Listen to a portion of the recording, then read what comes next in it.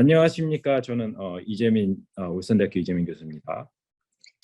오늘 세션은 미래도시 세미나 4로서 미래도시에서의 도시설계라는 주제를 가지고 한국도시설계학회 홍보위원회 그리고 온라인 콘텐츠 연구위원회 공동 세미나로 개최됩니다.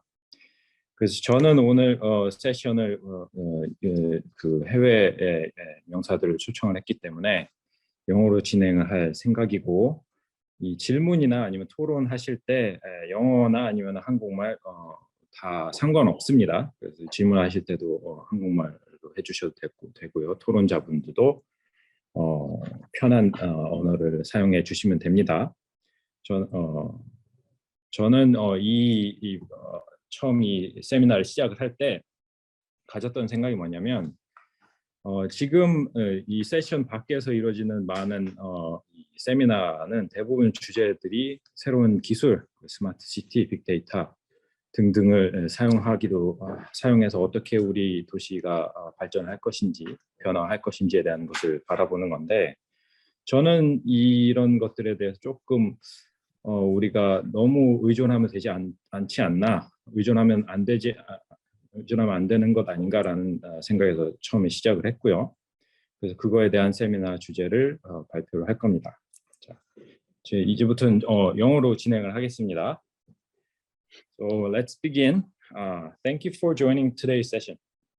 While other sessions are more into using the brightest technology and data, I believe that looking at this tech and data with critical eyes is worth talking about. So I invited experts around the world to discuss what urban designers can do for the future of cities. So I would like to briefly introduce today's presenter. Before that, let me share a screen.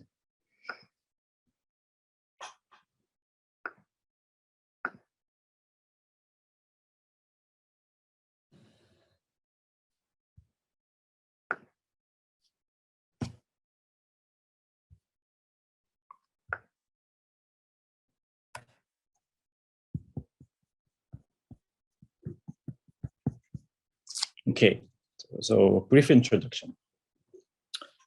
First, Paula Aguirre is the founding partner of Borderless Studio and has done extensive work navigating both sides of the border between the US and Mexico and the US and Canada. Her scale ranging from community to national and regional scale.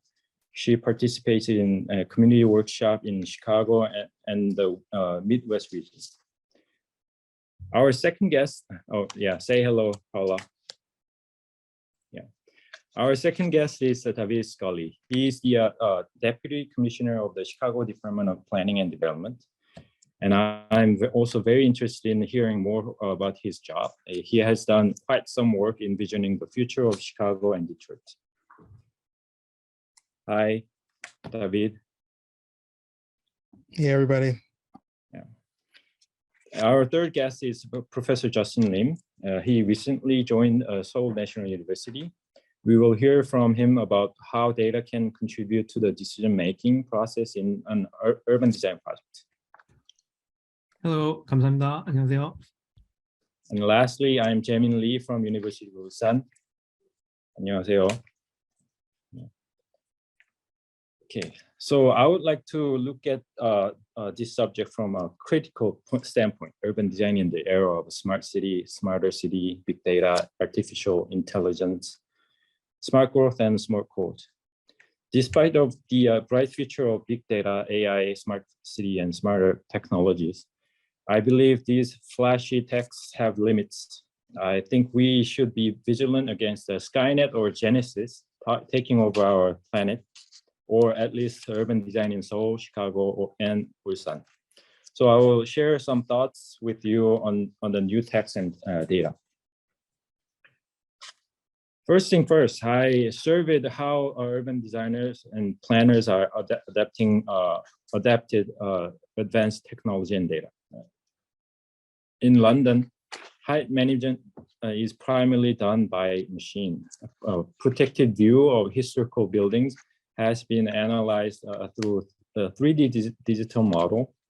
And recently, View City has estimated the development potential for each parcel through accurate visual representation. And then many mobility companies are interested in refitting our city for UAM. Hyundai Motors is one of the promising corporations facilitating such a paradigm shift. Personally, I have done some research on replacing human manual observation with computer vision in urban design research.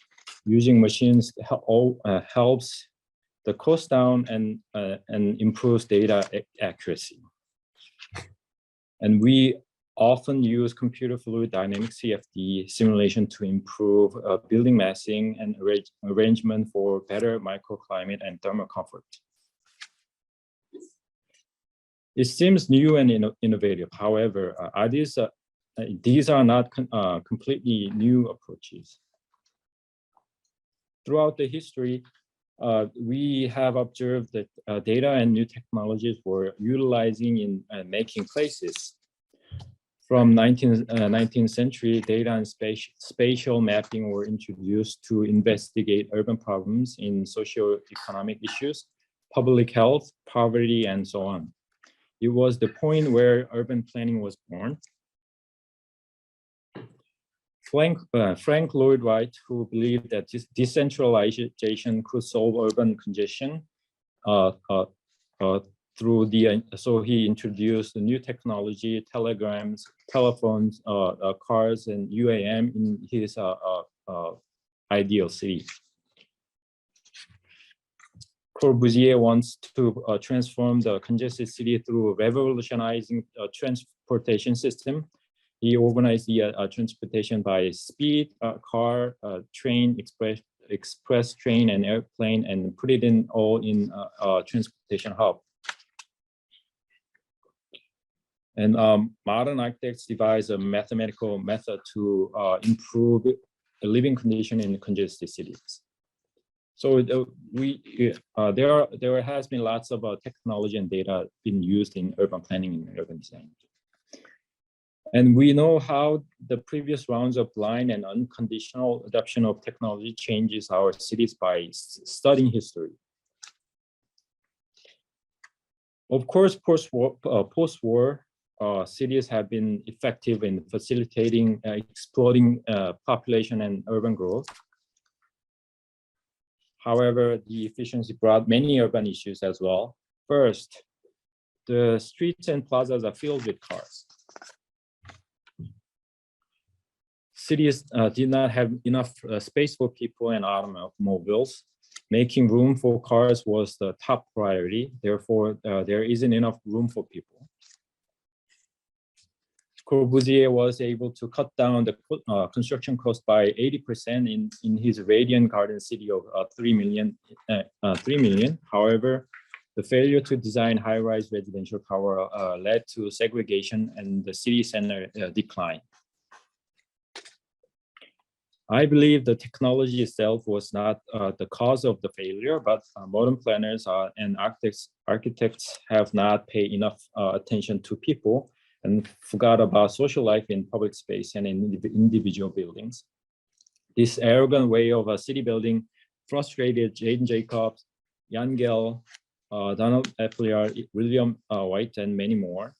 And this reaction to the failure of modern planning and architecture was the origin of contemporary urban design theory. So I argue that urban designers must be vigilant to protect the human dimension when adopting new texts and data.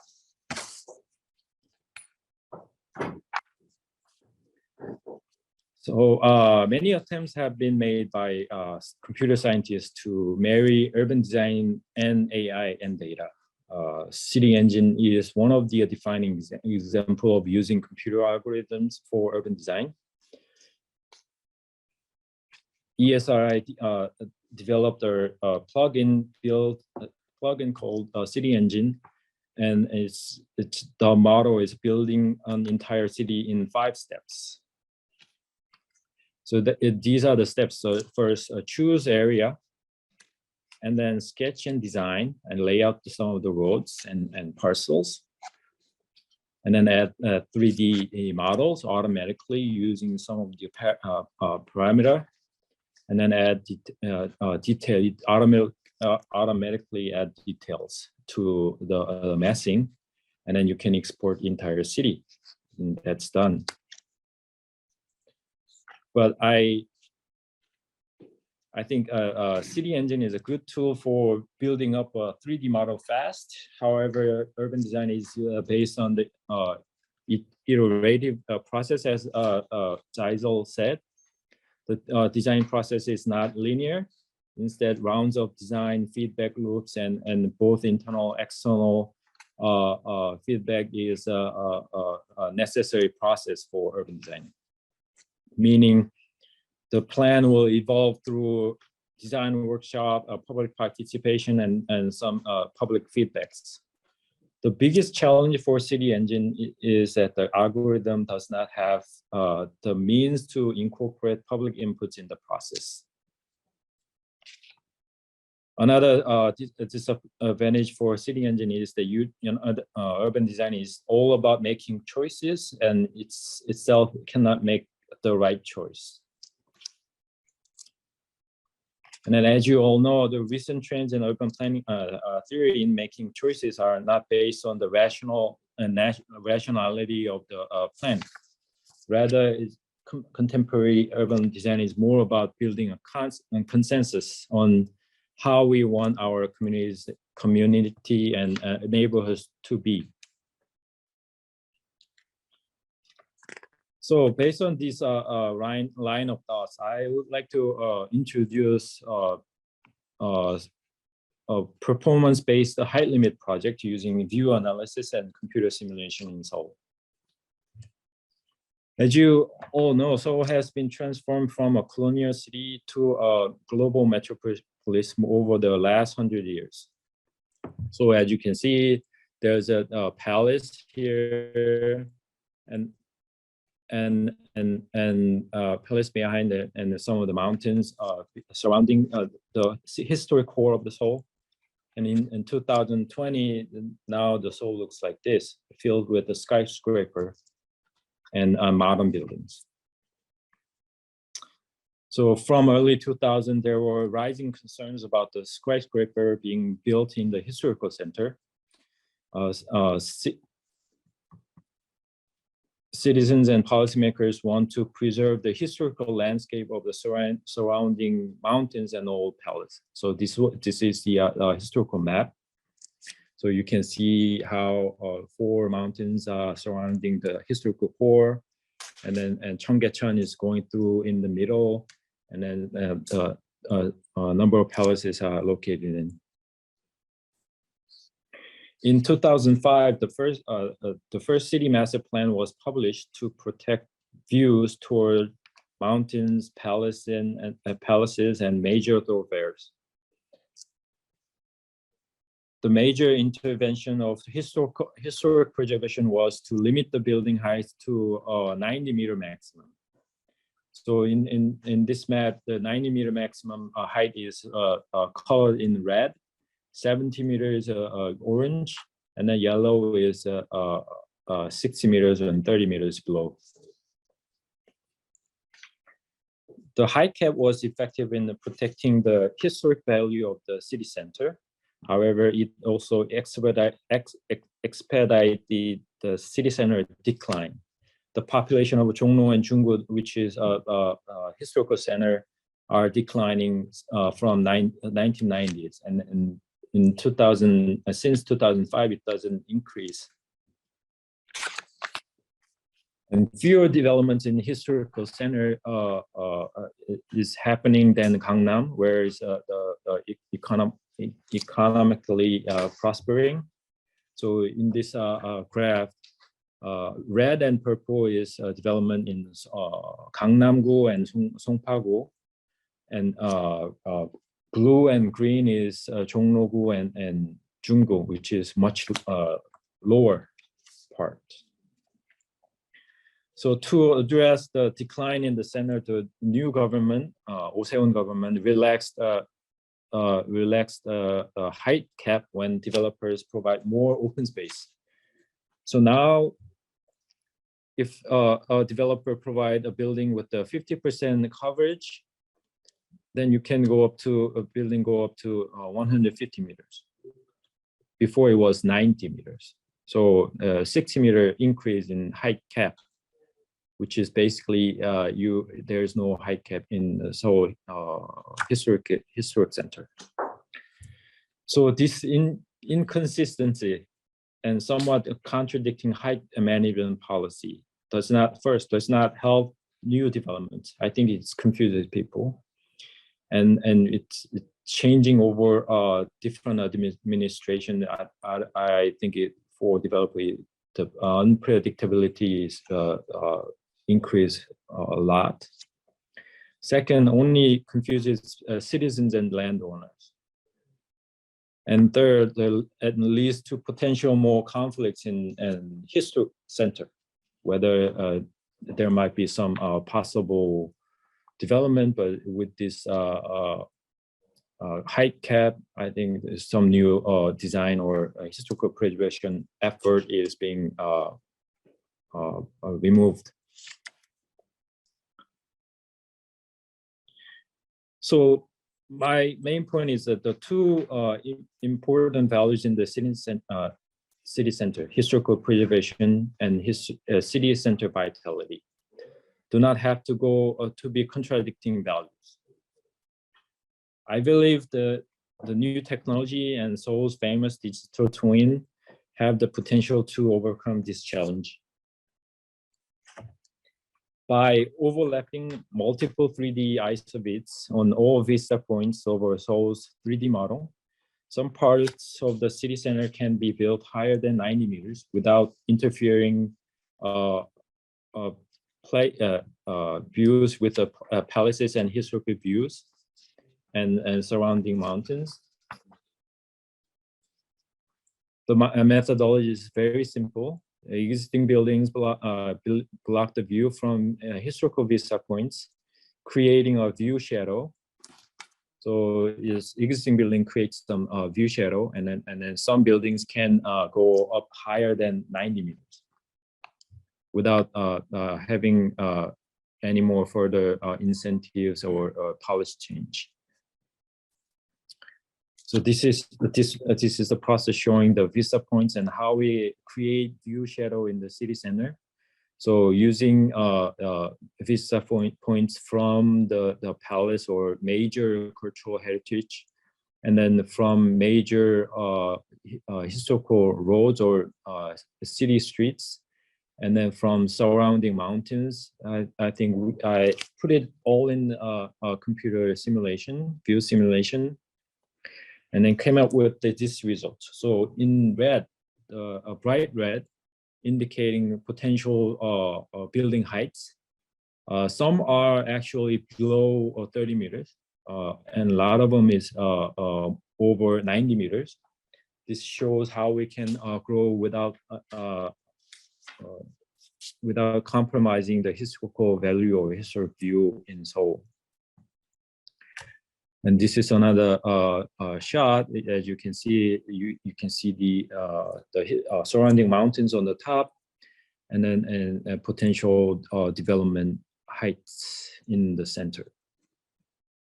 And then bottom corner on the right, it's an Namsan Tower, N Tower, and then this shows you how we can develop or add more heights or add more vitality in this historical center.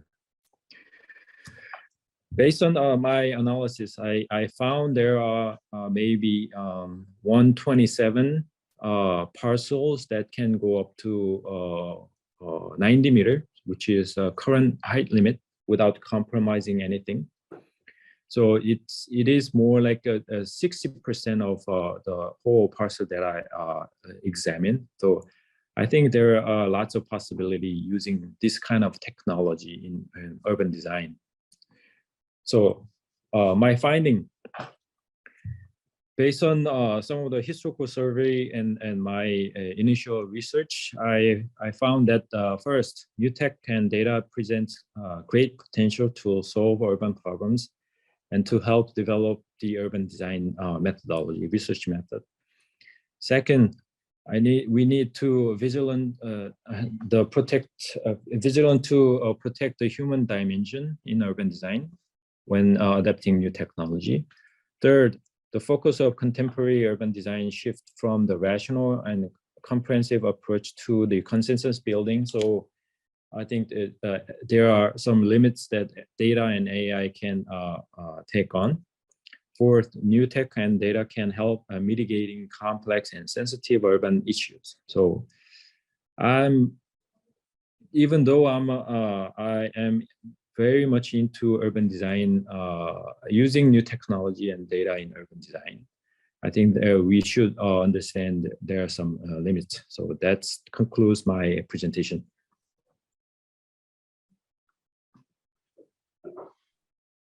So I think we should move on to the next presenter. Can you let me share? Okay.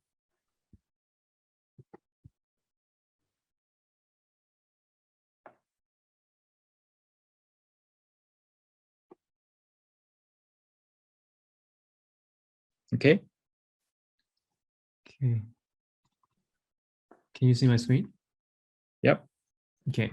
So first of all, thank you for the introduction and the opportunity to present today. My name is Justin, as it was mentioned.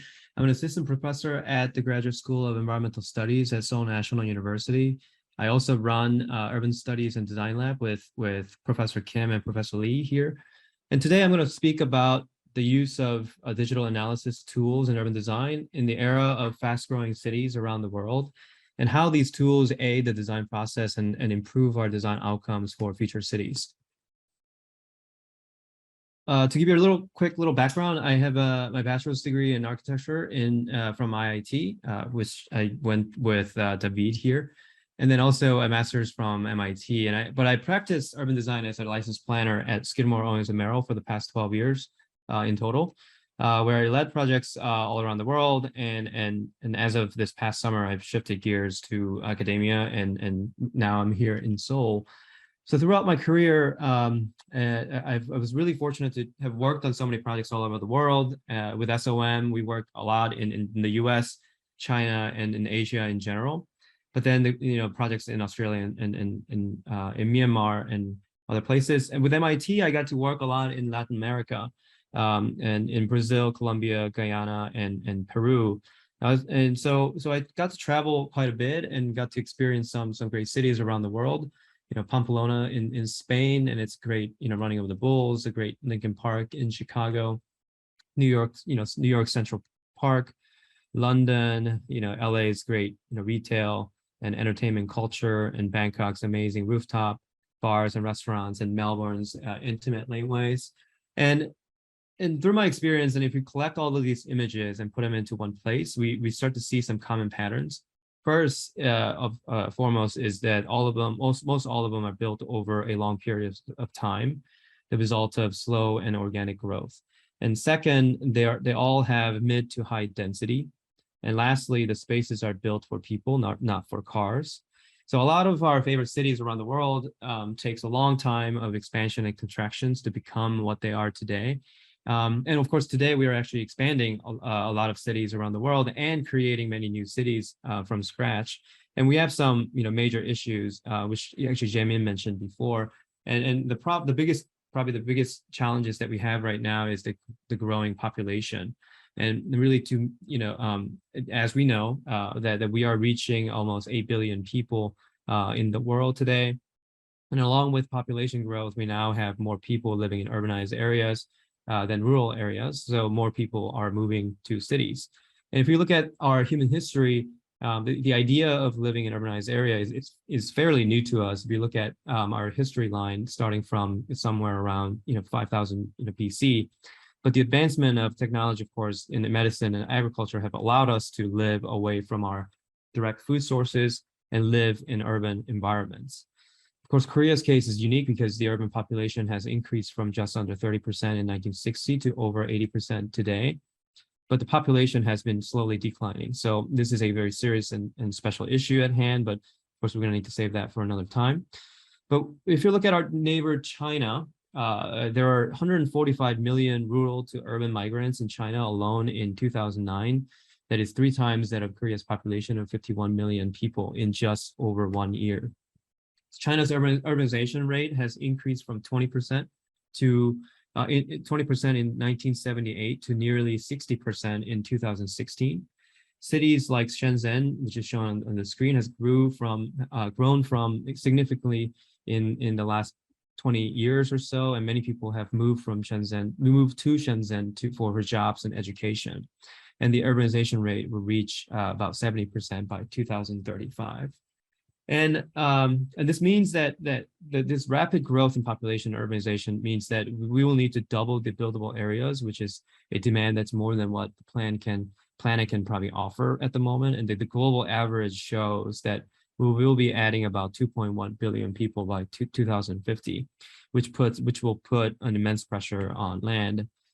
And China has been building, new cities and expanding existing cities for the past 2 to 3 decades. So here's all the new cities created since 1990.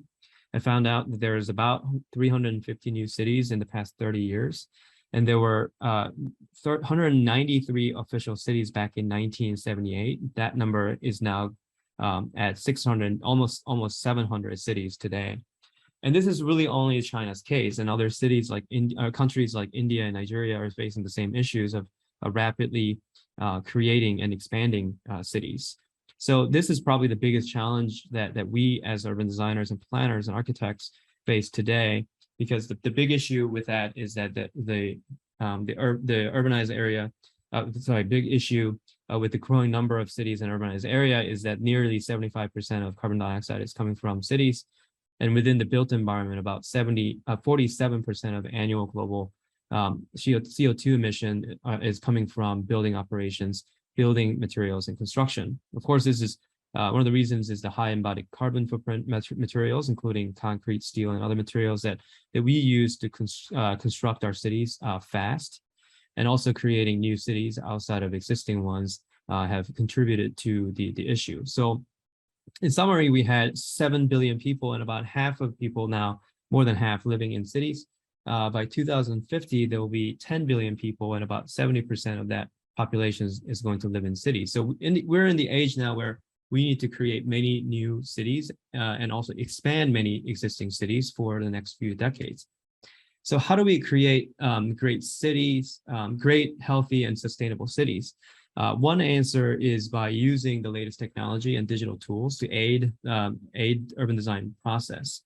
So let me share a project called The Point of the Mountain in Draper City, Utah, which is one of the last projects, the largest projects that I got to work on at SOM in the US before moving to Korea. And the site has been used as a site for a state prison for over 100 years. And now the state wants to move the prison elsewhere, which ended up freeing up this valuable land for mixed-use development. And it's about 600 acre or 2.5 square kilometer along a major highway, north-south highway. And it is also located in between Salt Lake City, where University of Utah is located, and also Provo, where our 2 other universities are located. And the area is known as the Silicon Slopes today, where a growing number of tech companies are moving to take advantage of the clean air and the nature in the region. So we began this project with a linear park that connected the river to the mountain ridges nearby, then worked with water and found a way to collect water to recycle using the existing topography, and created a center that will be distinct and hopefully car free, and introduce sub-hubs for mix of uses to create Utah's first 15-minute city. One of the questions that was asked during competition was, can your team quantify design and its value?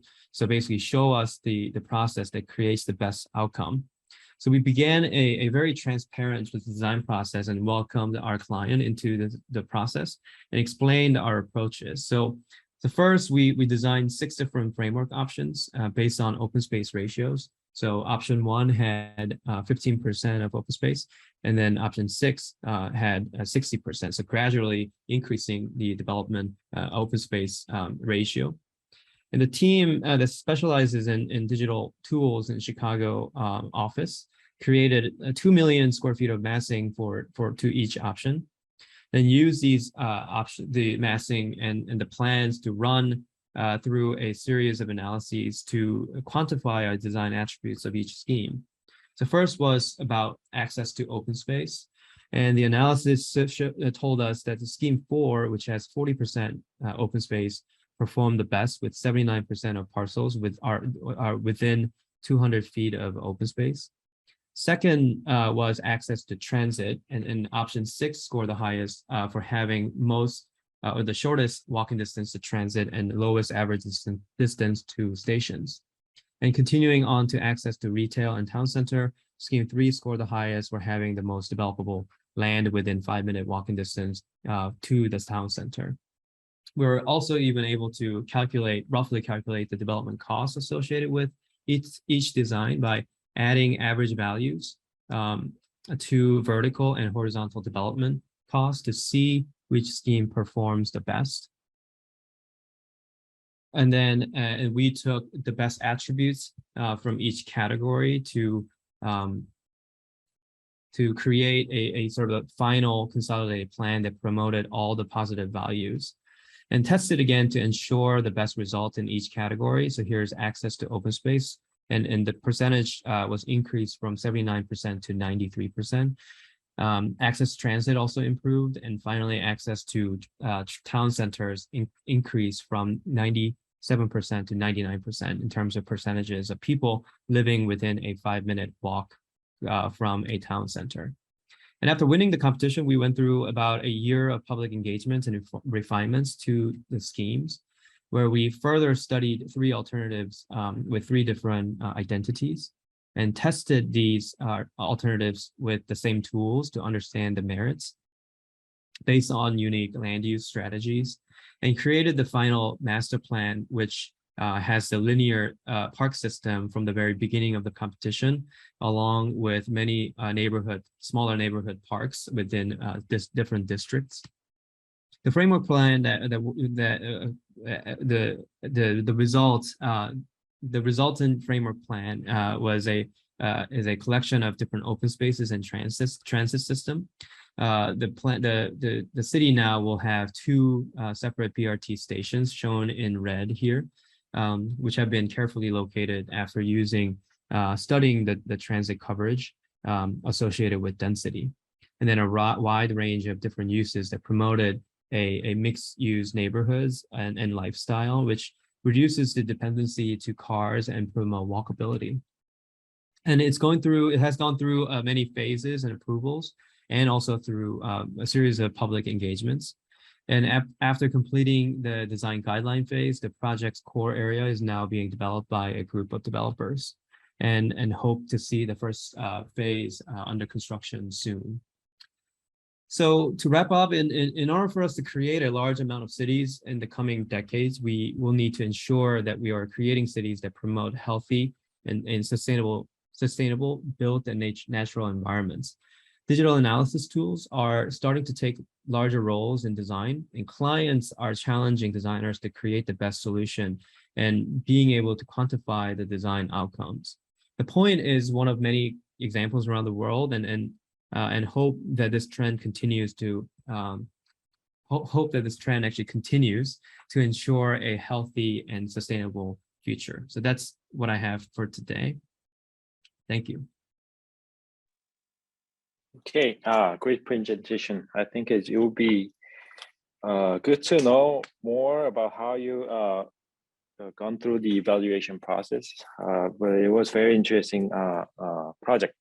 So our next third presenter, David Scully, will present his work. David, please. Thanks. Whenever Jim. you're ready. Let me share. Need to share screen.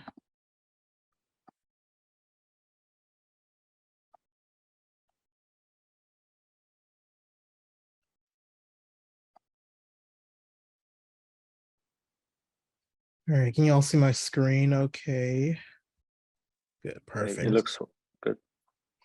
So Hello, everybody. My name is David Scully. As Justin mentioned, we went to school together at IIT. Currently, also a professor at IIT as well, and worked about 14 years at Skidmore, Owings and Merrill in Chicago before recently leaving to take a position as managing deputy commissioner at the City of Chicago Department of Planning and Development.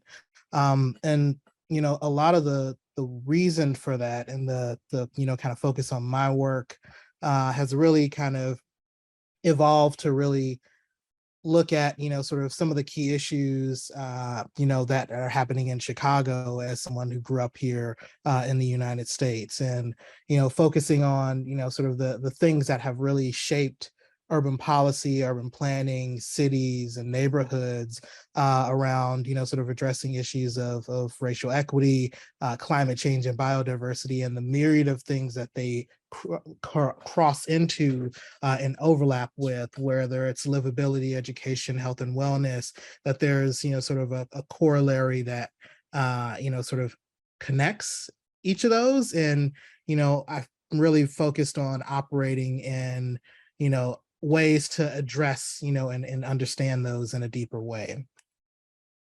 So my work is really sort of focused on neighborhoods, on communities.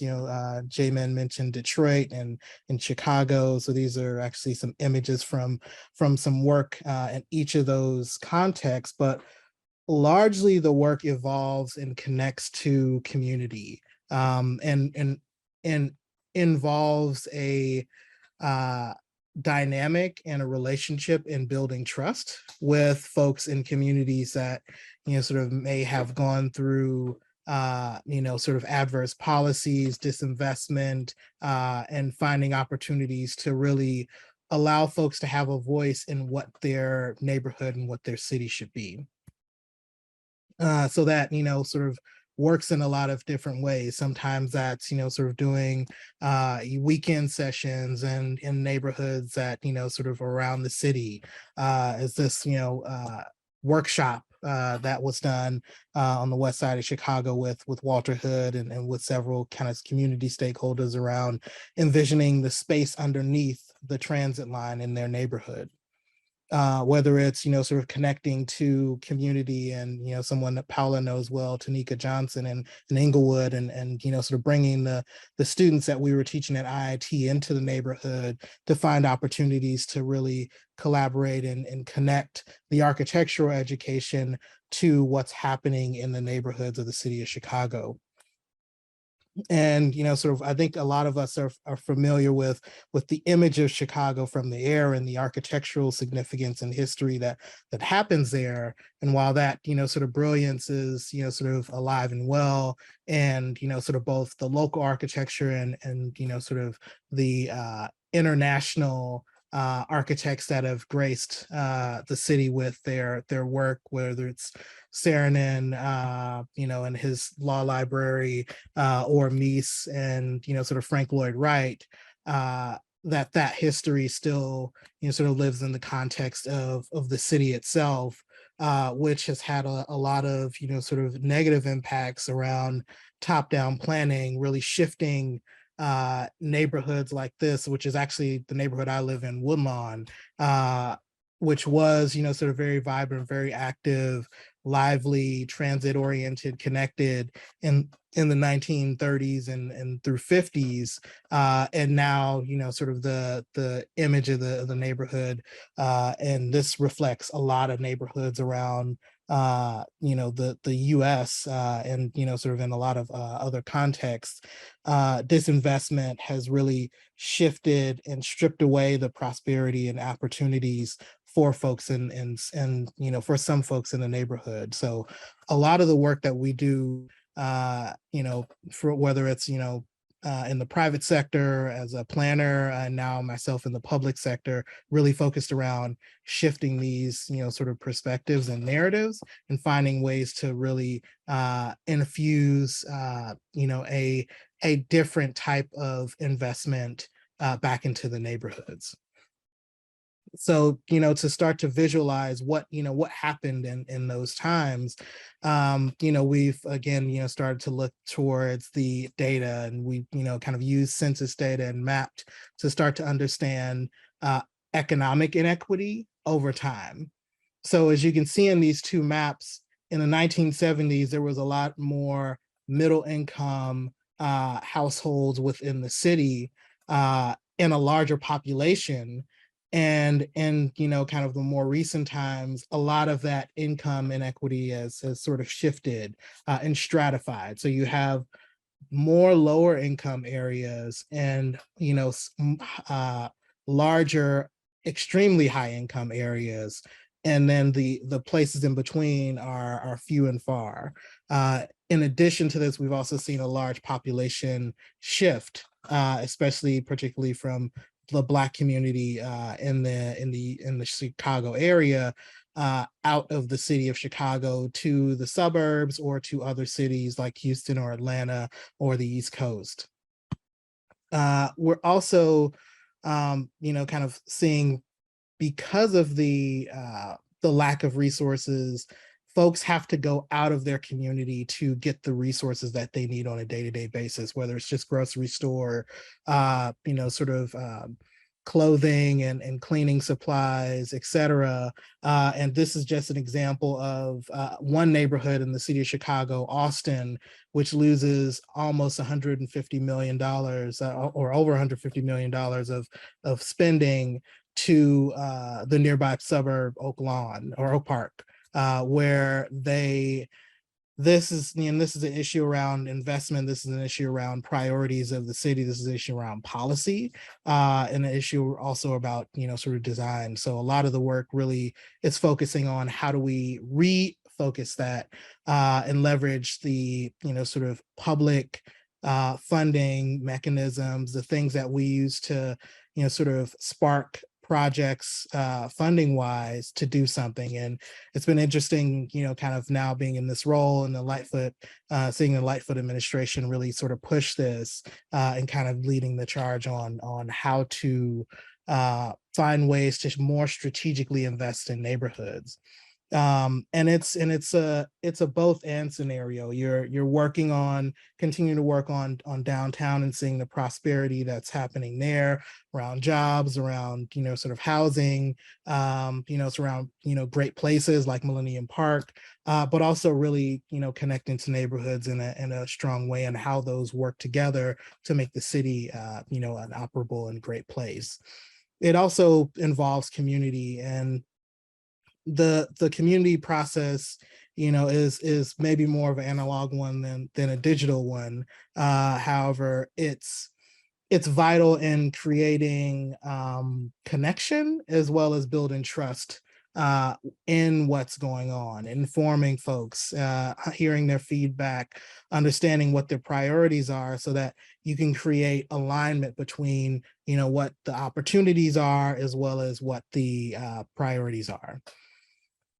So one of the things that the city has done to really try and, sort of build this sort of symbiosis and opportunities between the downtown and the growth there, as well as the neighborhoods, is really a series of programs. And this is just a small snapshot of some of the things that are happening, two of which are Neighborhood Opportunity Fund, which basically says, okay, let's say a developer is building, sort of a high rise downtown, and they want extra height or FAR, square footage. They can, apply for that, and that they can pay into a fund. That fund then gets redistributed to specific neighborhoods to support local small businesses in those communities. And then the other program, which I'll talk a little bit more about, is the Invest Southwest, which really focused on 10 neighborhoods, 12 commercial corridors to find opportunities for development to spark in those communities. So there was a process to identify what those neighborhoods are.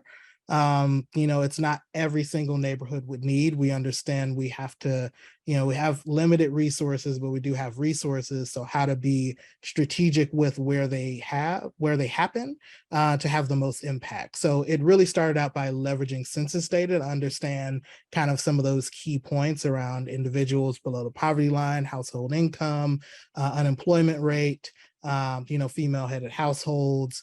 The second sort of level of data was looking at, sort of where business licenses, transit, landmarks, where there were assets. And then also opportunities, where population density, grocery stores, things that we could build on existed. So that led to the, selection of these neighborhoods really focused around, sort of that 15-minute neighborhood concept and how do we start to find opportunities to, continue to build and evolve that. And, a good example of that, happening is, Bronzeville, and this is what it used to look like in 1935.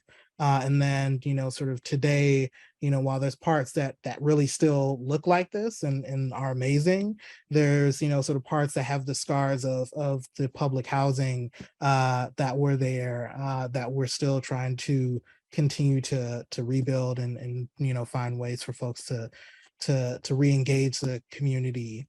So a lot of the focus has been, sort of on multiple, sort of opportunities in the neighborhood, whether it's new development, projects like the Legacy District, whether it's Bronzeville Winery, which is a new sit-down restaurant in the neighborhood that, city helped fund through Neighborhood Opportunity Fund, but local entrepreneurs and, this restaurant is one of the hottest in the country right now.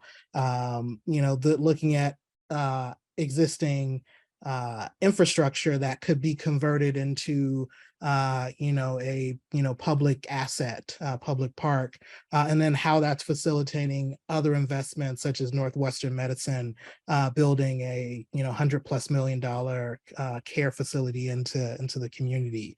So there's a lot of things that are happening because of the work that has been done not only in this administration, but by community over time to really build up the momentum to make something happen now. And that's, we started to kind of break this down into a couple of typologies that are starting to, sort of work throughout these, sort of communities that we've been looking at. So the block being one of them, there's a lot of places where we have, a full block along the commercial corridor to infill. So working with local developers, building teams, working with local architects to find opportunities to invest in those corridors and figure out kind of where do we have funding, to make this happen? How do we build on, sort of local, sort of assets and resources?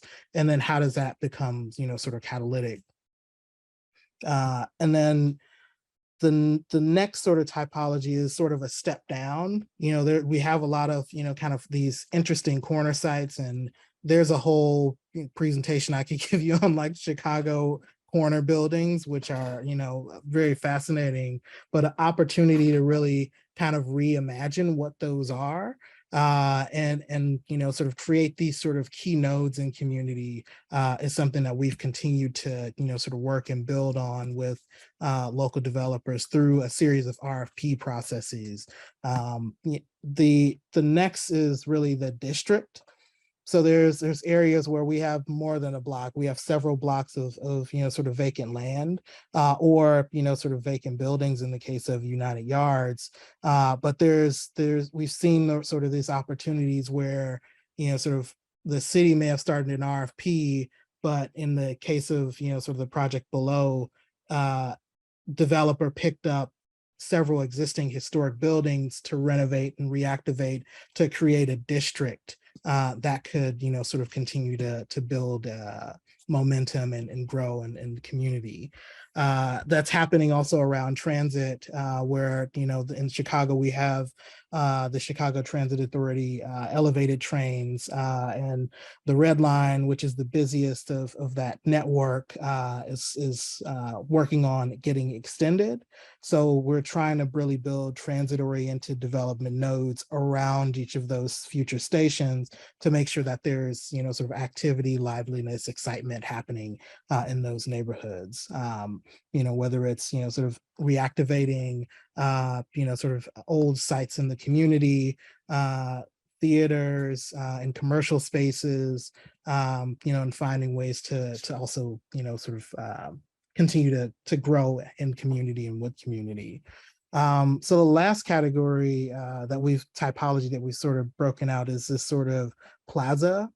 And, these are, kind of more tactical, or semi-permanent type spaces, but they've really had a tremendous success, and we're continuing to roll out multiples of these in neighborhoods all over the city, whether it's, sort of pop courts, which you see kind of the before, where there's derelict cars and, it's basically a parking lot, as you saw in the images that Jay Min showed, that's still happening. And then we converted it into a city plaza for the community where, kind of folks get gather, folks can connect, folks can engage. And then similarly, Mahalia Jackson Court just opened on the, Chatham neighborhood here in Chicago as well. And just footages of Pop Grove, which is another one. So we think we have about 10 or 12 of these being created all over the city. And the overall approach is that, so we have these corridors with a series of opportunities that are happening. This is just one of them to kind of illustrate the point, but, sort of finding opportunities for public investment, whether it's, sort of a joint public safety training campus to Boys and Girls Club, finding opportunities for investment. So, there's multiple sites along this corridor, Chicago Avenue, which crosses two neighborhoods, that the city has invested in and worked with developers like Laramie State Bank, as well as, sort of 3831 and kind of the Ave, recent developments, but also investing in local small businesses along the corridors with smaller grants of, sort of $250,000 which really go a long way to help those folks grow their businesses. So that the corridor overall sees a ripple of impacts that come together to really create and build and support community, and find opportunity for folks to live, work, and play. So this is just a snapshot of the things that are happening specifically in the Austin and Humboldt Park communities right now. We continue to kind of build off of that overall. And, it's been really great to do things like this. This is actually a groundbreaking for a project I worked on, right? One of the last projects I worked on while I was at Skidmore and Merrill, kind of seeing it break ground, seeing the mayor out there, but also, kind of this construction fencing / artwork that, we've worked with local artists to create, and they're using it to, in this case, celebrate folks in their community through words and through photos. So they're just every element of the process can be, part of how you engage and how you tell the story. And we're seeing, kind of development happening, which is great. And we're hoping to continue to, push these through in the next, sort of year or so and get, sort of the shovels and the grand openings going. And to just close, I think these sort of efforts take all of the things that we talked about, right? They take data, but they also take, engagement and community and collaboration. They take, sort of finding, sort of ways to reinvigorate, to reimagine, to work together, to engage art, to engage, sort of our elders and sort of find opportunities to weave these places and to build momentum, and with small scale interventions, with, sort of intermediate scale projects that can be delivered quickly, like renovations or, sort of smaller scale development, but also finding those opportunities for the larger scale as well. And then supporting local businesses, sort of so that you have both housing, commercial, spaces to play, spaces to, sort of build community, that there's an ecosystem that we're creating to really not just do a development project and cut a ribbon, but to really sustain neighborhoods and build growth and build vibrance and support folks, livelihood and prosperity. And, sort of a lot of the work that, that continues to need to happen in a place like Chicago or Detroit or Atlanta, really focuses around, sort of all of those things working together to really make a place work. So thank you. Okay, great presentation. I cannot believe that Hyde Park and then some of the South Chicago has transformed. As a former resident for, I think I lived there for 3 years. That it's impossible to see or imagine how these things are actually happening. So like, good job, David, and I think your destiny is actually making these good projects to happen. Okay, thank you for sharing Chicago case.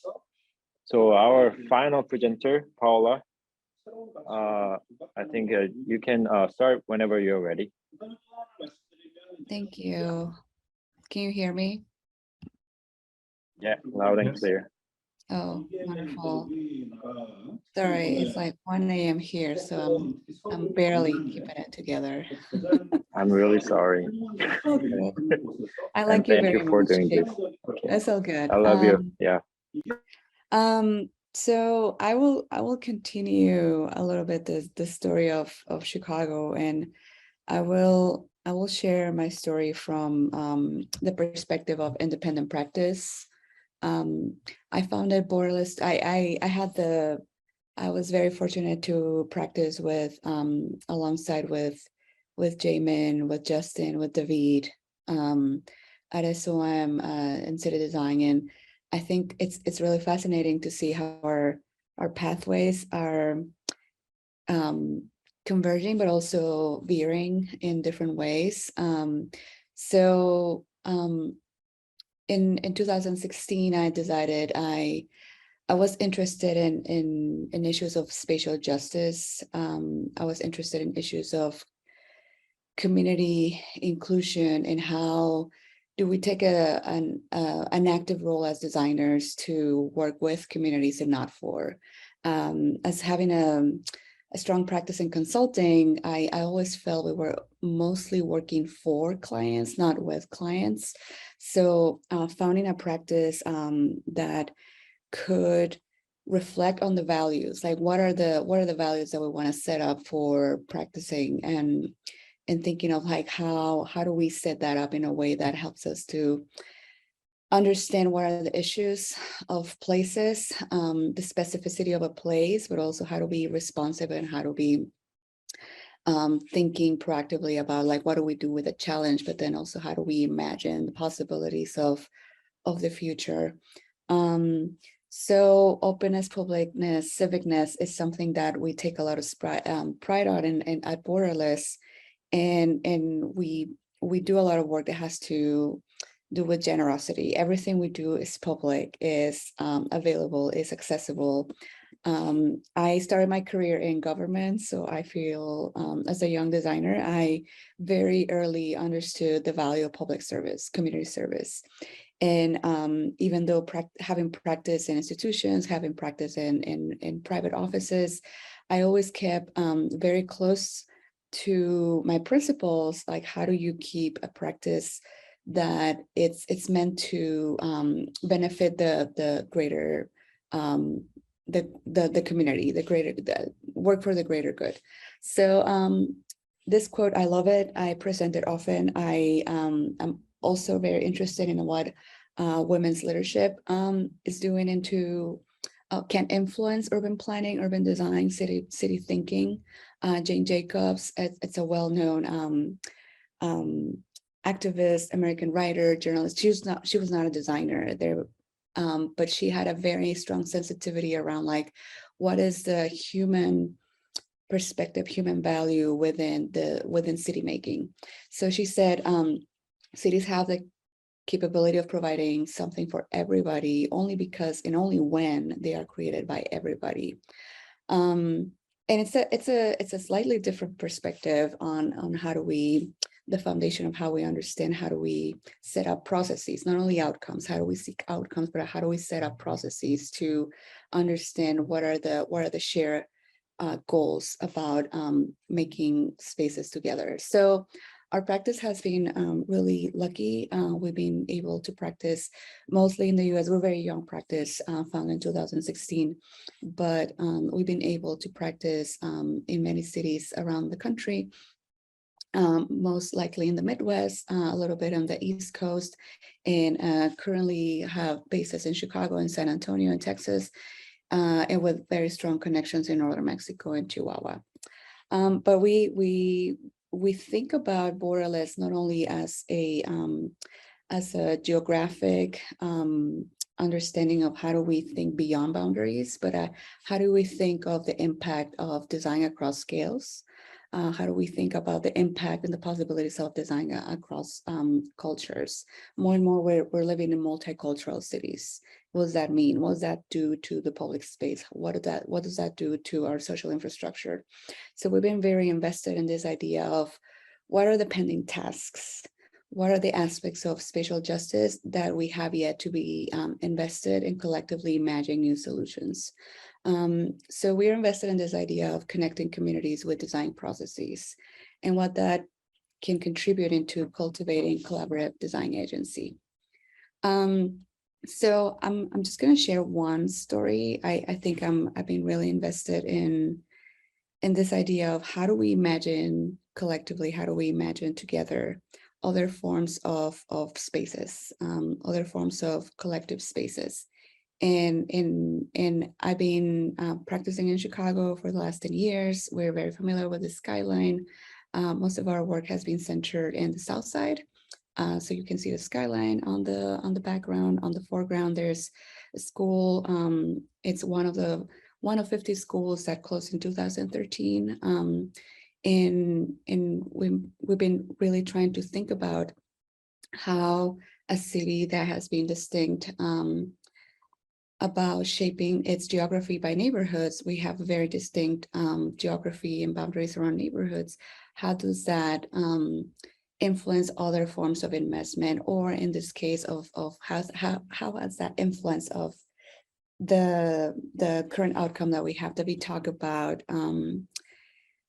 some of the challenges that we experience, but we all love Chicago. We all are very proud of a lot of the heritage, cultural diversity. We don't talk about enough about the challenges and that have been a legacy of racism for decades and decades. So we know that our city is divided and it's very segregated. This map just helps us to understand how our communities are divided by race. The green color, it shows us where the Black communities are concentrated. The orange ones where the Hispanic or Latino communities are concentrated, primarily in the west and the south side of the city. And this is relevant to our story. And it has been a geography of population in the making for decades. And it has been designed through policies in which African-American families, Latino families also only get opportunities in certain geographies of the city. There are mechanisms, policy mechanisms, such as redlining, such as restricted covenants that had contributed to this concentration of population in certain sides of the city. And that brings me to this issue that has caught up our attention as a design practice invested in social infrastructure and spatial justice, about the closing of schools in a massive scale in 2013. All the red dots were schools that closed at once. About 50 schools in 2013, and that were closed at once, just due to under enrollment, low performance. And it has just been an impact that has lasted for now 10 years. 2023, next year, is going to be 10 years of the closings of these buildings. And it has been a challenge of unprecedented scale. It's about 3 million square feet. It's about 100 acres of land across 25 neighborhoods. We don't see it at once because it's not one building. It's just multiple spaces, multiple places that look like this, buildings that are boarded, lifeless, that are just waiting to be revitalized, that have a history of over 100 years, but also have stories of people, have stories of corridors that used to have vibrant commercial spaces, and now we're left up with this urban fabric similar to the images that David was sharing before. So we were interested in thinking, like, what are the opportunities not only for revitalizing, this is one of the schools that closed in West Pullman, what are the opportunities not only to revitalize school buildings, but also the corridors, the urban fabric around them, the public space, and other elements that could bring back public life. We created an initiative that was, instead of necessarily bringing solutions, it was asking questions. And as designers, what could we do? How could we position architecture, design, art to support and create more inclusive and equitable process for repurposing social infrastructure, such public schools that is so important for the city. Continuously mapping, continuously trying to understand what are the consequences of having closed schools on the west side, on the south side concentrated. What was the process in which these buildings were being disposed? So public buildings in the US get disposed through a public bid, in which public buildings become private buildings through a process, and thinking, okay, so if these buildings are going to change, what are the possibilities for adaptive reuse? Yes, these buildings are going to get a new life.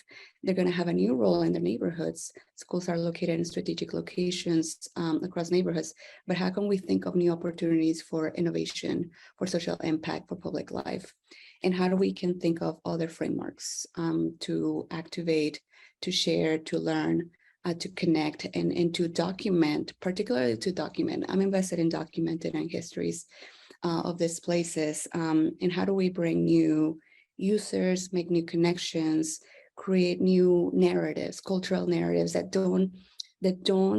help us to understand an issue, but also don't forget that the issue is part of the present and the solutions that we have to bring before. So this was an inventory that we did, a color-coded map of each one of the schools that was closing, and understanding which ones were being sold, which ones was being repurposed, which ones were still for sale. Of course, the ones for sale were buildings that were in neighborhoods that were most challenged. So we took one of these buildings and not only look at from the perspective of like, this is a good idea, this could be done, but we actually want to do it and understood the history. For us, what happens with oftentimes with these places is that we erase them. We forget what were the stories that were in these places, and we wanted to do the opposite. This building was particularly significant because it was named after Anthony Overton, African-American, who had traveled from the South and had been, after a few failures, entrepreneurship failures, had come to Chicago and become a business leader and a civic leader, founding not only companies, but also founding local newspapers, and really thinking of the contributions for the economic development, but also for the contributions to the social infrastructure and the social life of the African-American community. The Black metropolis concentrated in neighborhoods as Brownsville. The other thing that was relevant at the time, this building was designed and built in 1963.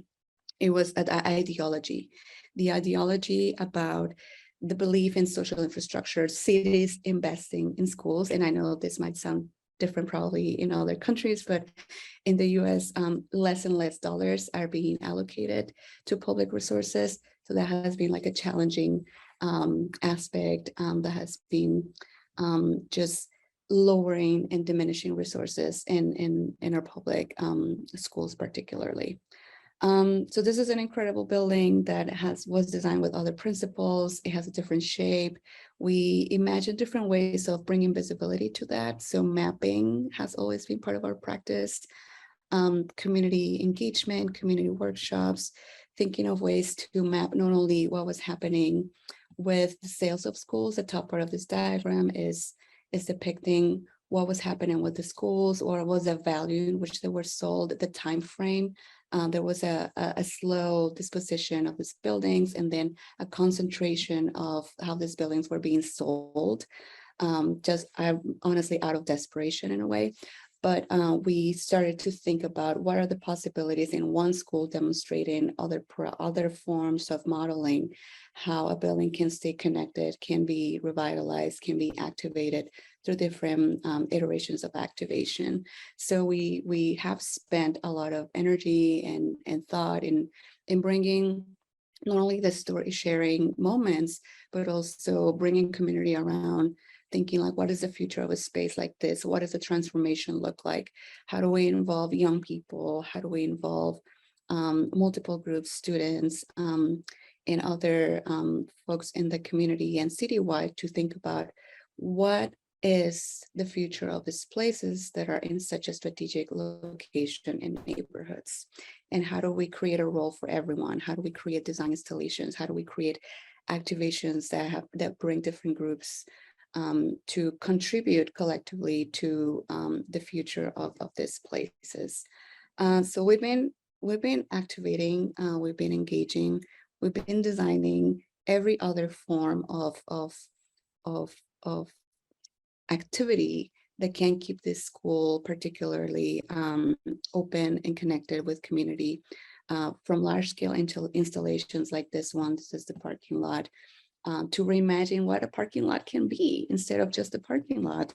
Can it become a plaza? Can it become a space for recreation? Can it become a space for sports? Can it become a space for exchange? Can it become a space for growing food, a space to kind of contribute positively to such a like important impact in the communities? And also asking big questions, questions of climate change, questions of the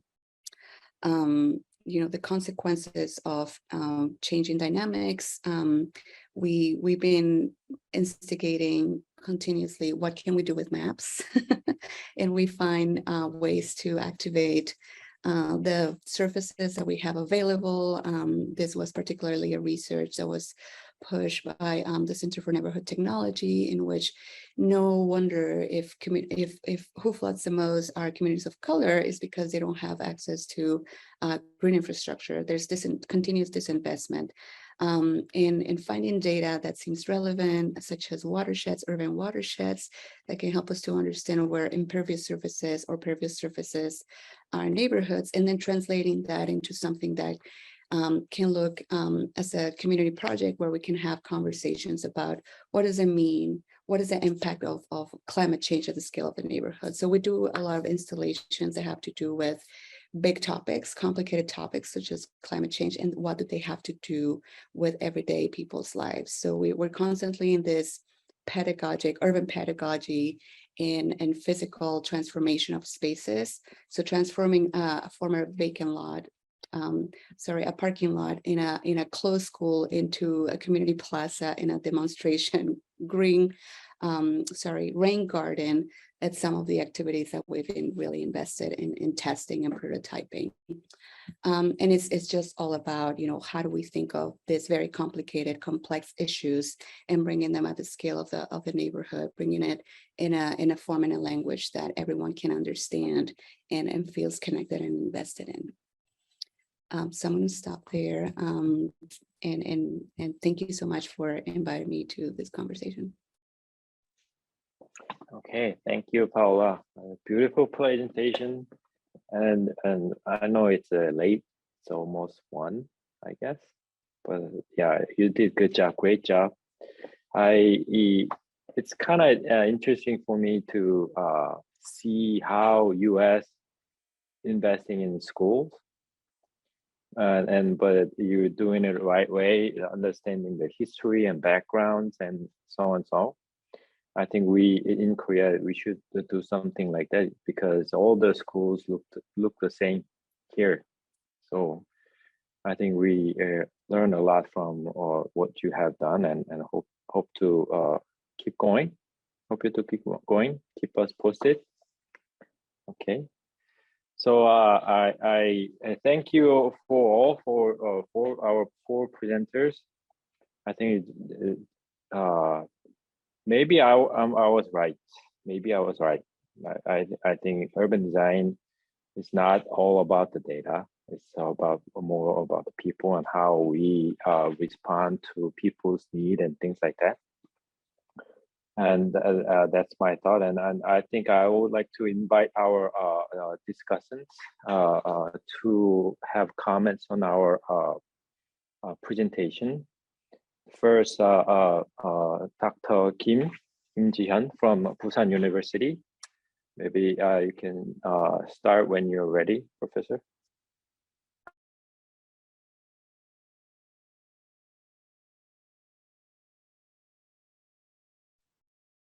I think your mic is off. Sorry. Sorry, now I'm sure that you can hear me right now. Sorry. Yeah, I appreciate that to all of you presenting that interesting practices. And I think that this is very much good opportunity for me. So first time actually the Professor Lee asked me that invited me to this seminar, that I thought that I'm the one of the farthest one because my research area is not that technology or smart city things.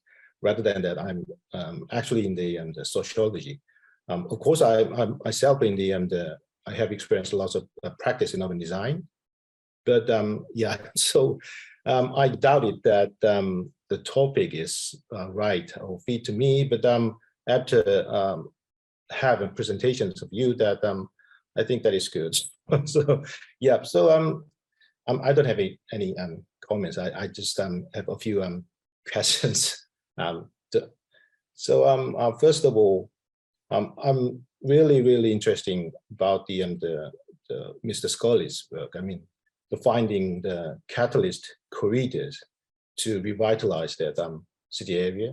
So on top of that, I have one question that because when you find the right corridor and you have a vision on the vacant area, but I guess that the market demand, market vision on that area is not all the time fit to your vision.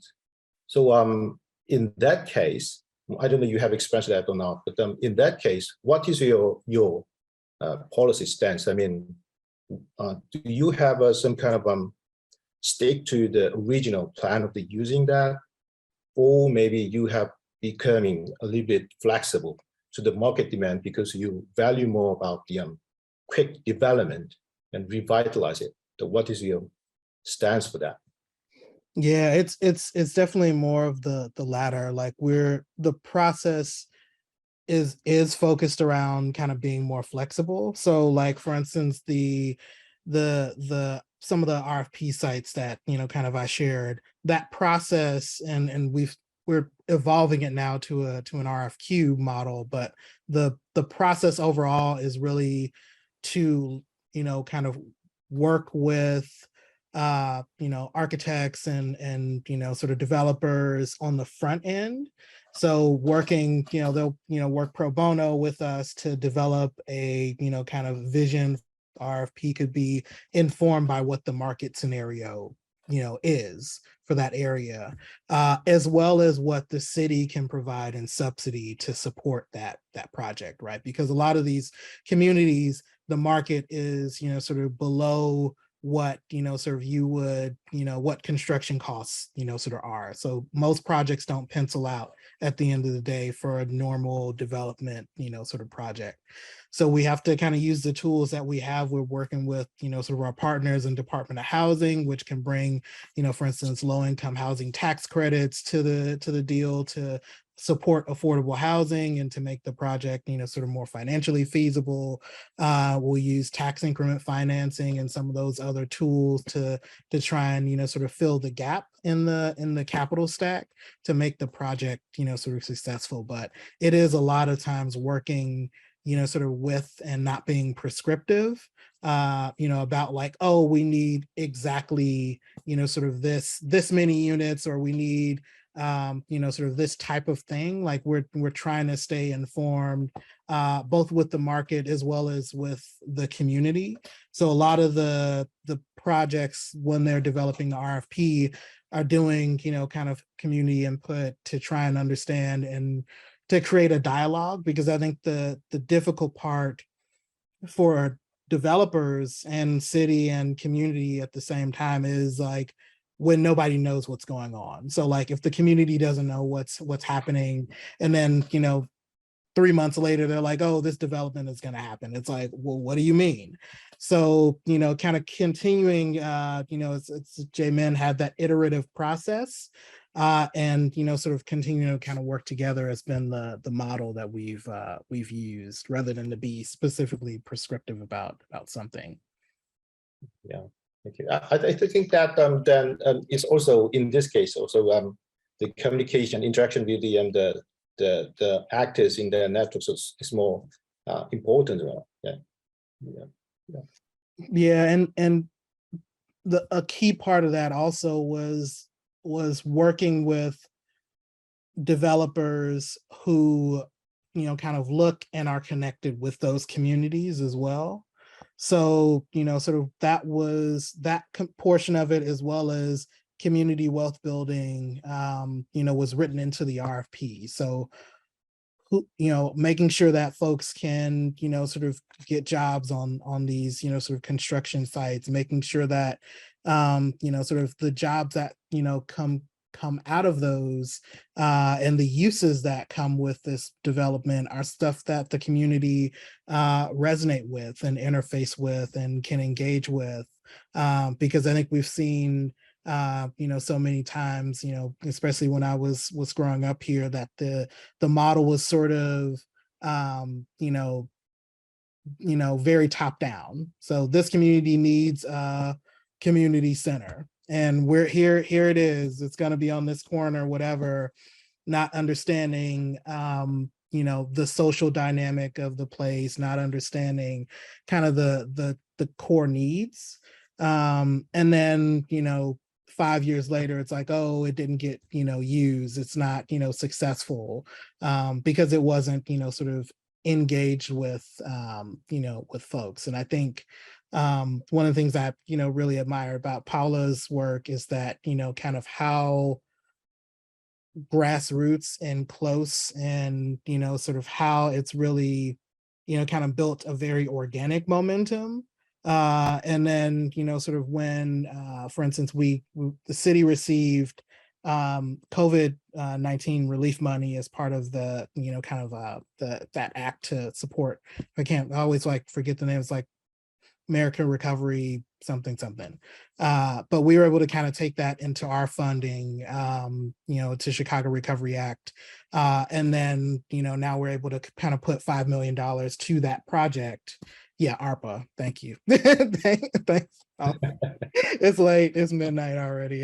It's like 1:30, we're but we are able to kind of say like, okay, we already know this project is happening, there's a lot of momentum around it, let's sort of, can we fund that for X? So that now there's going to be additional sort of things really happening with that building, as well as many other sort of projects around the city, sort of leveraging those funds. So it's not always sort of the city coming in and issuing an RFP. It's also understanding the landscape of what's happening and being able to then support sort of projects that have organically, started to evolve, throughout the city. Thank you. And can I have one questions after Professor Hans? Sure. Okay. We should take turns. Okay. Well, thank you for your great presentations, and it was a very opening for me. I'm not an urban designer, I'm an urban planner. So who does a lot of research on planning policy responses to help promote the important values that you presented today, such as equitable development, sustainable developments, etc. After listening to your 4 presentations, and I try to summarize and all the presentations into like one theme, and that was, how can planners and designers modernize collaborative planning in this digital era to promote some sustainable developments and in social equity? And I think that kind of tells us a lot of, I think that's how the world of planning as well as urban design is moving towards too. And I think it's really important that for us to kind of revisit the classic planning theory of collaborative planning, because when Goshek and Mills first coined the term, invented theory in collaborative planning in 1967, he foresaw all the things that the social issues that we're facing and how we, us as planners and designers, can help resolve that. But he mentioned a couple of limitations that explaining why collaborative planning is not possible at the time. And one of which was to difficulty of bringing those the collaborative planning approaches to necessary planning scale, that is like community level or the state level, as well as the difficulty of analyzing unstructured data that is collected mostly from engaging the communities and getting their analyzing communication data. But I would argue kind of like, that this might be a little bit against Jamin's point, but I think we are now in the digital era. We're equipped with resources and technologies that it has enabled designers and planners to better understand, better communicate with our communities through not just an online traditional way of communications through charrettes and community engagement, but also through like online platforms. And now we're increasingly seeing the municipal governments as well, including Chicago and San Antonio, and using these resources to collect, public inputs, and planners with the expertise in analyzing those text contents to better understand the needs and wants of the communities and reflect that into the designs and planning. So I think that we're in a, I think that really places an opportunity for both designers and planners to help a lot of address a lot of the important issues at hand. And I think it would really hopefully would reinforce the grassroots level efforts to promote equities in our society. And I think it's great that we're seeing that. And yes, too many.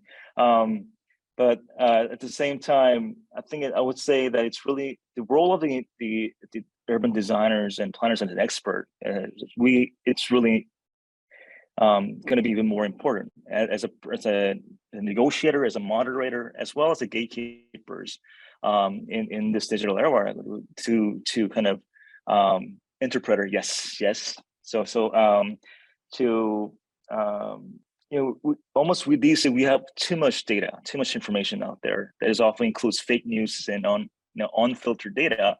As a gatekeeper, designers and planners should be in the future to learn how to kind of filter that and come up with this objective and evidence-based findings to inform our communities as well as decision makers and other constituents and stakeholders of what are the causes and impacts of various urban and regional planning challenges, such as the equity issues. If there's I think there was fascinating that you guys showed the maps there. I think it's a role of the planners and designers to do the studies to make sure that people understand there's issues there. So I think that's kind of like how I see our discipline moving forward in the future. And I think all of your presentation really helped me think about that. So it was a was more of a comments than a questions for you, but it was yeah. Great question. Great comments. I think I totally agree with Professor Han.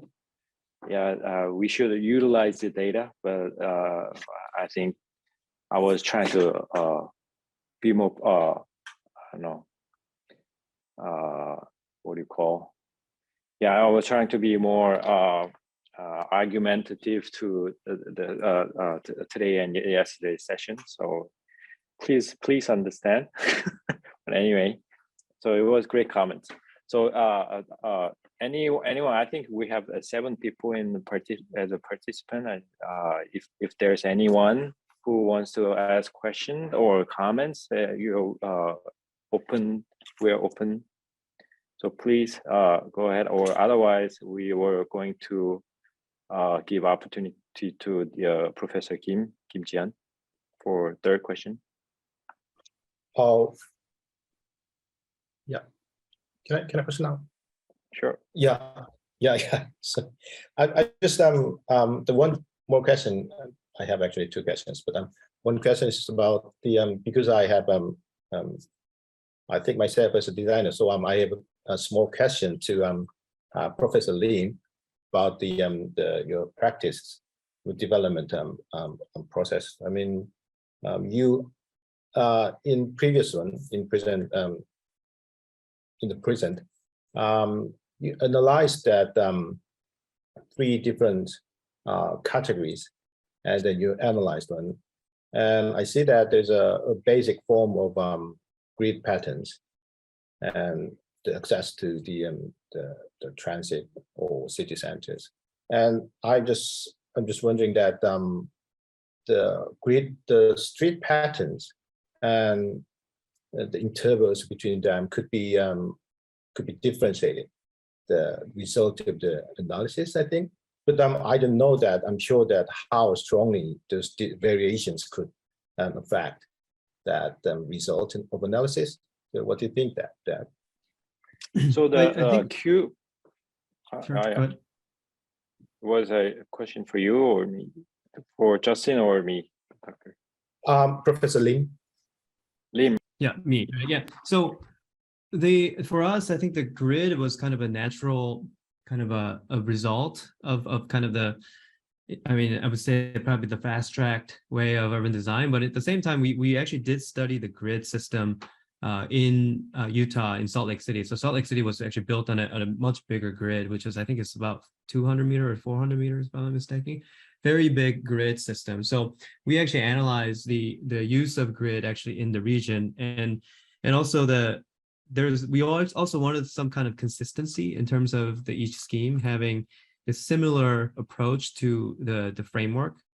So you obviously noticed the grid system, but we also on all of the schemes we actually respected the major streets that are around the area, and also the major streets that's coming through our development as well. So great comments, but we did not consider other kind of a wildly different kind of a road network system. And I think you're absolutely right that the framework, if the road network changes to a certain degree, it probably would have either better or worse actually outcome on all of the schemes actually. So but the question, try to answer your question, I think for us it was important to have some consistency in terms of each scheme.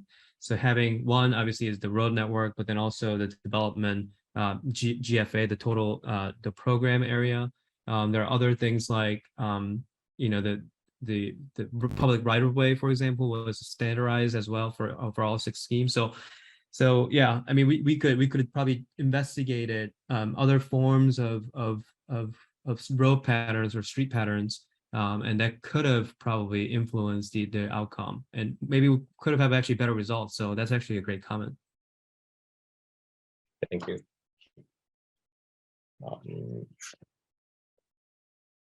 So can I have another questions, please? Yeah, sure. The third question is actually I think that it's too broad, and then it's not for the particular presenters or any others. I mean, because I'm actually currently I'm involving in the policy making in the city of Busan as a council consider member in 15-minute city, and then with that some kind of temporary and tactical urbanism. So I actually suggest that the city of Busan about the very agile and rapid decision-making process. So that's the my current issues for me. So I'd like to ask all of you about the with this collaborative planning and design things. And could you one of you or maybe all could you say about them where we are now and where we should go further to this agile decision making or the actor networks? What do you think? If I were to answer like a quick version, I think it's tied to Professor Han's comment actually about the online resources that we have now. The point project that I share actually was done entirely remote from home. So we actually never met the client in person.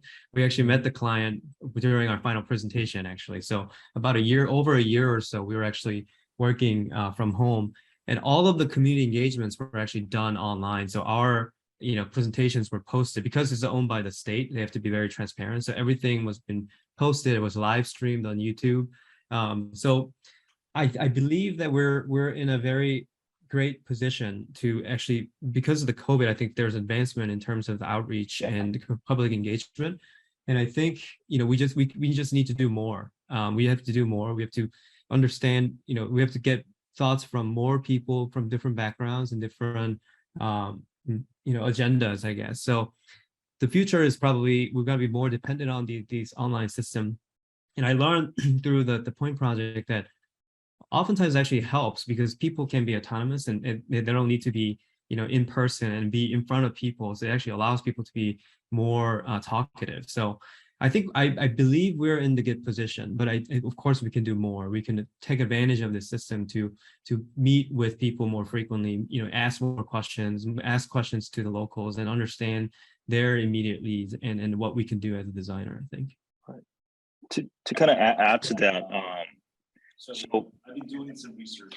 One of my researches on how we can utilize online platforms to promote collaborative planning to address a lot of the modern planning issues.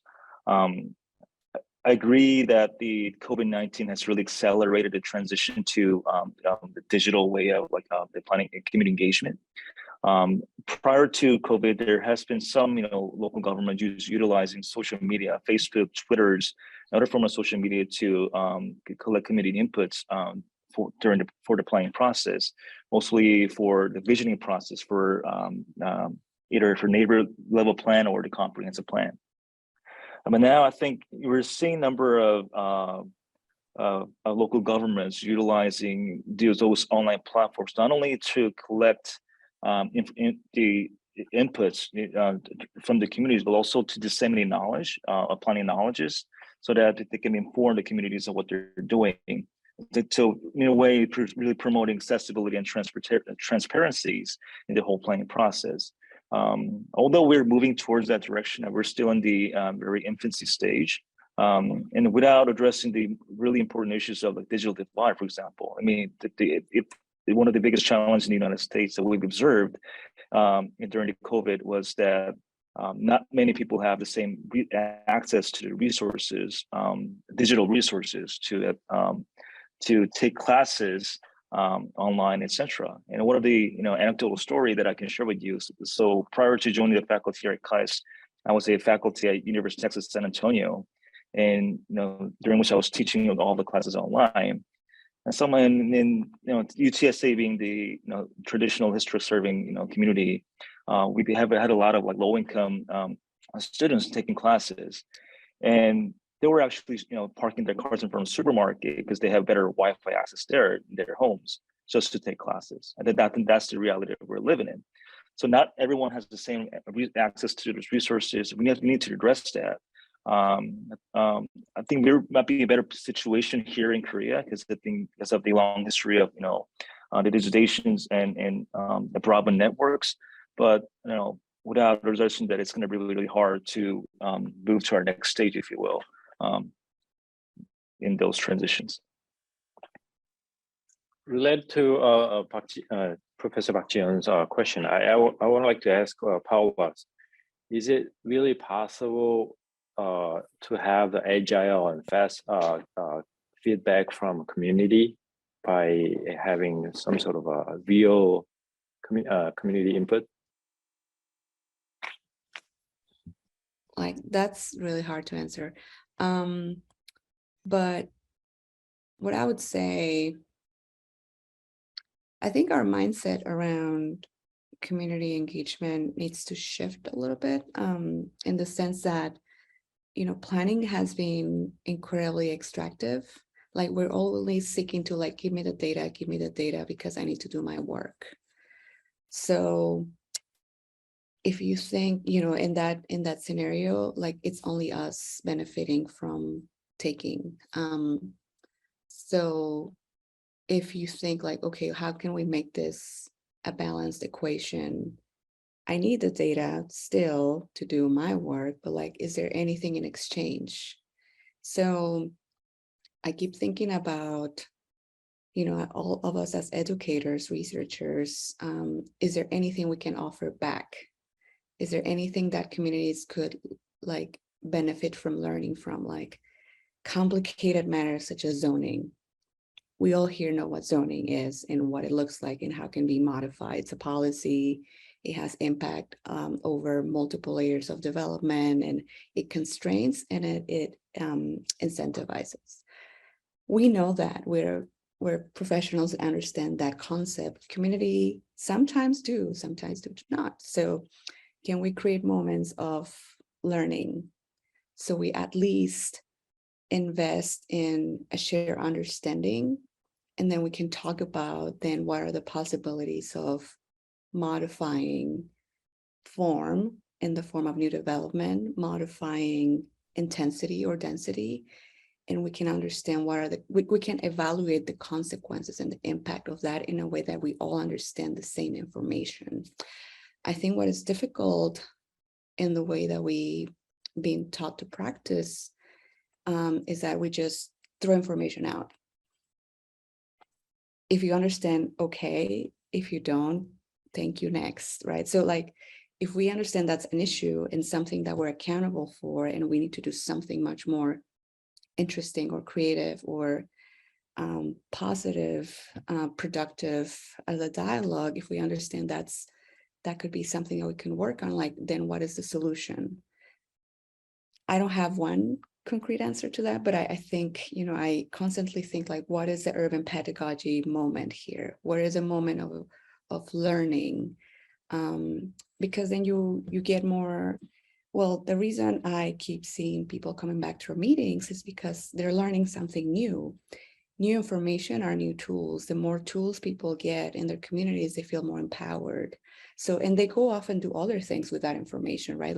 They learn something in one meeting, but then they go off and do other type of advocacy in other infrastructure or in other places, because now they have the language, now they have the tools, now they have a way to communicate what their needs and desires, as opposed to just thinking of us as planners that I have a very specific data need in a moment.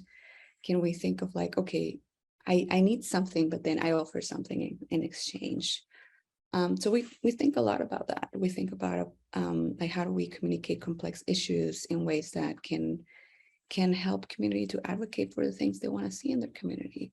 So that was a long answer, but I think a lot about in the reciprocity, right? We all need something all the time. So how do we exchange? How do we create more a dynamic in a practice of urban design and urban planning that we all kind of share resources, in this case, information.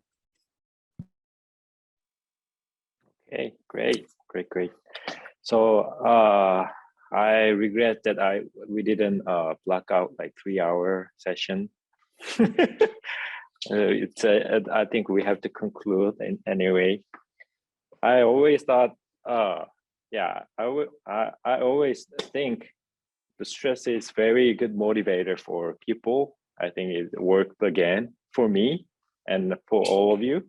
It was very, it was a seminar with a very short notice, but I really thank you for joining the session, and I think it was very good discussion.